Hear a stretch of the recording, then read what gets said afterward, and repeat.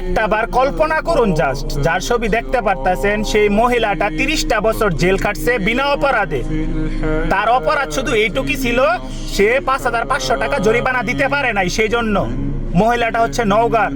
যখন তার বয়স 30 ছিল তখন সে জেলে যায়, আজ তার বয়স 60 চলে, 60-এর উপরে চলে। যা শুধু চিন্তা করেন, এই দেশে বাংলাদেশে শুধু আইন কানুন গরিব মানুষদের জন্য, বড় লোকদের জন্য না, যাদের টাকা পয়সা আছে তাদের জন্য না। ইভেন এখন পর্যন্ত জেলে এমন মানুষ আছে আপনি পাবেন খুঁজলে, যে 10 বছর 15 বছর 20 বছর ধরে জেল খাটতেছে, সে জানেও না তার অপরাধ কি, অথচ সে জেলে পয়সা মরতাছে।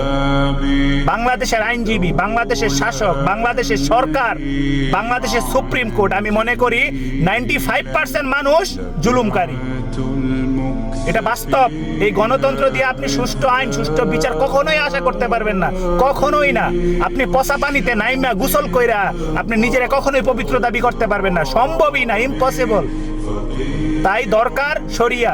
শরিয়া কি সেটা বুঝেন আগে, তাহলে মানুষ দেন খেল খুলবো, তাইলেই তারা শরিয়া প্রতিষ্ঠা করার জন্য মাঠে নামবো, তাছাড়া কখনোই সম্ভব না।